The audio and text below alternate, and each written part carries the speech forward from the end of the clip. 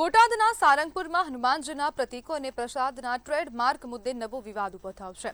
એક તરફ ટ્રસ્ટ પોતાના ધાર્મિક પ્રતીકો અને સંસ્થાકીય ઓળખના સંરક્ષણની વાત કરે છે, તો બીજી તરફ બ્રાહ્મણ સંગઠનો અને કેટલાક ધાર્મિક આગેવાનો આ મુદ્દે સખત વિરોધ નોંધાવી રહ્યા છે. અહીંયા પ્રશ્ન થાય છે કે શું ભગવાન સાથે જોડાયેલા પ્રતીકો, નામ કે પ્રસાદ પર કોઈ એક સંસ્થા અથવા ટ્રસ્ટ વિશેષ અધિકારનો દાવો કરી શકે? તેમનું માનવું છે કે આસ્થા અને ભક્તિ કોઈ વ્યક્તિ કે સંસ્થાની મિલકત નથી, પરંતુ કરોડો ભક્તોની સામૂહિક શ્રદ્ધા છે. બીજી તરફ ટ્રેડમાર્કનો હેતુ ધાર્મિક ભાવનાઓનું વ્યાપારી શોષણ અટકાવવાનો અને સંસ્થાની ઓળખનું રક્ષણ કરવાનો હોવાનું પણ કહેવાઈ રહ્યું છે. હવે ચર્ચાનું કેન્દ્રબિંદુ એ છે કે આસ્થાની પરંપરા અને કાનૂની અધિકારો વચ્ચેની રેખા ક્યાં ખેંચવી? શું ટ્રેડમાર્ક ધાર્મિક વ્યવસ્થાને સુરક્ષિત કરશે કે પછી નવા વિવાદોને જન્મ આપશે? આ પ્રશ્નોના જવાબ હવે ચર્ચા અને કાનૂની પ્રક્રિયા બાદ જ સ્પષ્ટ થશે. અને હવે જે બ્રાહ્મણ સંગઠનો છે તેમના દ્વારા ક્યાંક ને ક્યાંક હવે કાનૂની લડત આપવાની પણ એક ચીમકી ઉચ્ચારવામાં આવી રહી છે. અને આજ મુદ્દે આપણી સાથે ચર્ચા કરવા માટે ગુજરાત બ્રહ્મ સમાજના અધ્યક્ષ અશ્વિન ત્રિવેદી જોડાઈ ગયા છે. અશ્વિનભાઈ, શું ધાર્મિક પ્રતીકો પર ટ્રેડમાર્ક લગાવી શકાય?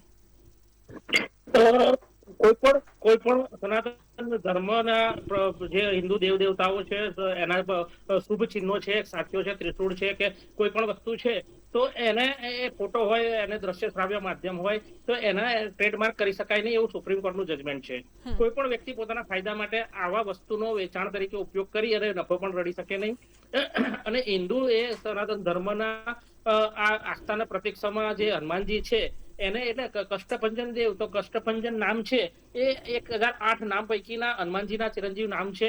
અને એમાંનું લીધેલું છે, જે શાસ્ત્રોમાં આપેલું છે, વેદ પુરાણોમાં લખેલું છે એ નામ છે, તો એનું ટ્રેડમાર્ક ના થઈ શકે. બીજું સારંગપુર છે, તો સારંગપુર એ ગામનું નામ છે, કોઈ સંસ્થા વ્યક્તિનું કે કોઈ મંડળનું નામ નથી, તો એનું પણ ટ્રેડમાર્ક ના થઈ શકે.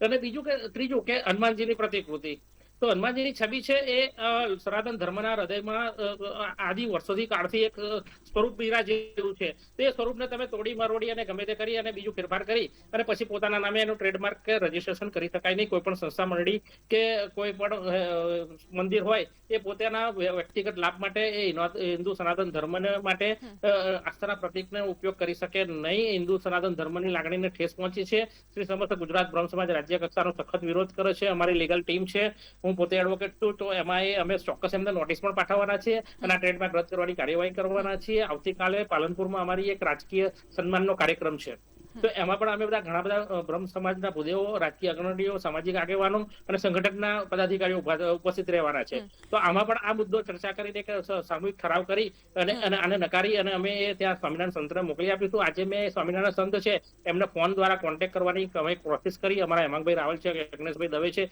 એમણે પણ ઘણા બધા પ્રયત્નો કર્યા, પરંતુ એ ફોન ઉપાડતા નથી. અને અમારી કમિટી આની ચર્ચા કરી અને આ જે છે ટ્રેડમાર્ક લીધેલો છે ગેરકાયદેસર રીતે અને હિન્દુ સનાતન ધર્મ અને એને જે હિન્દુની લાગણીઓને, આસ્થાને ઠેસ પહોંચાડી છે એના બદલ ચોક્કસ પ્રયત્નો કરવાના છીએ.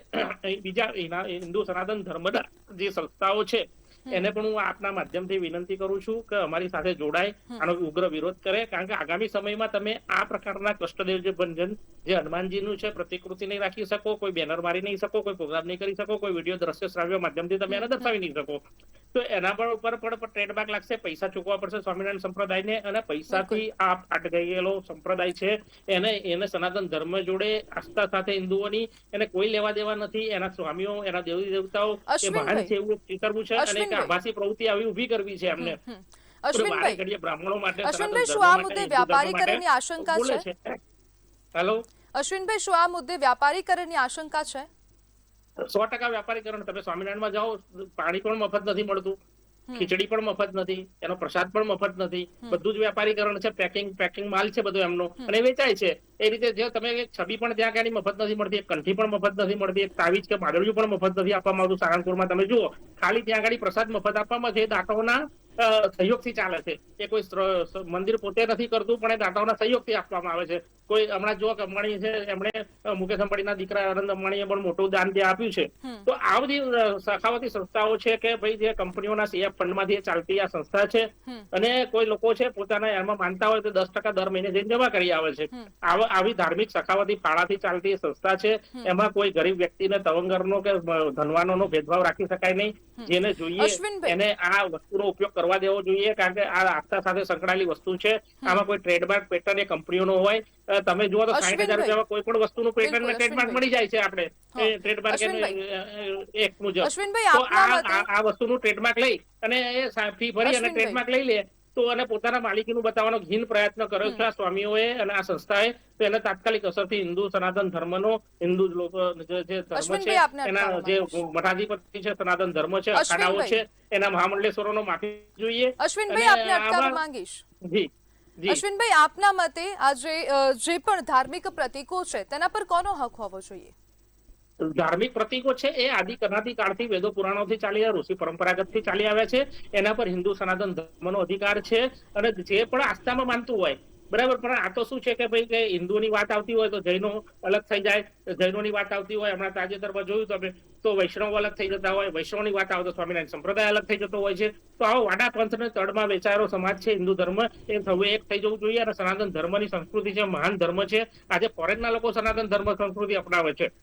અને હનુમાનજી છે એ તો હનુમાનજી છે, શંકર ભગવાન છે, ગણપતિ દાદા છે, આ તો ઈષ્ટ દેવો છે બધા હિન્દુ ધર્મના. અને એ આદિ અનાદિ કાળથી, રામાયણ કાળથી આ ચાલ્યો આવે છે, એને પૂજે છે.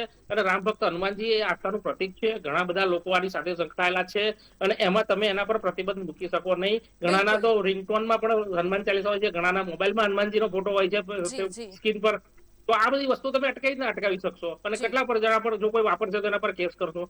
અથવા તો ક્યાંક ના ક્યાંક ત્યાં આગળ કથામાં પણ હનુમાનજીની કથાઓ થતી હોય છે, તો એમાં પણ જે હનુમાનજી મૂકવામાં આવે છે એ પ્રતિકાત્મક રૂપે એ સારંગપુરના હનુમાનજીનું પ્રતિકૃતિ રાખતા હોય છે, તો એને તમે કેવી રીતે અટકાવી શકશો? તો હિન્દુઓની આસ્થાની લાગણી સાથે આ લોકોએ ચેડા કર્યા છે. એમણે માફી માંગવી જોઈએ. તાત્કાલિક અસરથી આવા ટ્રેડમાર્ક છે દૂર કરવો જોઈએ. સરકારે પણ સુઓ મોટો કરી અને પોતે આમાં પક્ષકાર બની અને આ ટ્રેડમાર્કને રદ કરવો જોઈએ. ગેરકાયદેસર રીતે આ ટ્રેડમાર્ક લીધેલો છે. આવા હિન્દુ પ્રતિકૃતિઓને, ચિત્રોને, દ્રશ્ય શ્રાવ્ય માધ્યમોને ક્યારેય કોઈ પ્રકારનું ટ્રેડમાર્ક ક્યાંય આપી શકાય નહીં. એવો સુપ્રીમ કોર્ટનો પણ જૂનો ચુકાદો છે. એનો ભંગ કરી સુપ્રીમ કોર્ટની પણ આગળ પોતાની સંસ્થાને ગણે છે આ લોકો, અને મન ભાવે મનગઢત રીતે એ કાયદાનો ઉપયોગ કરે છે, દુરુપયોગ કરે છે અને પોતાનો નફો રળવાની એક પ્રવૃત્તિ કરે છે, હીન પ્રવૃત્તિ કરે છે. એ આ બંધ કરી દેવી જોઈએ. જી બિલકુલ અશ્વિનભાઈ, જોડાવા બદલ આપનો આભાર.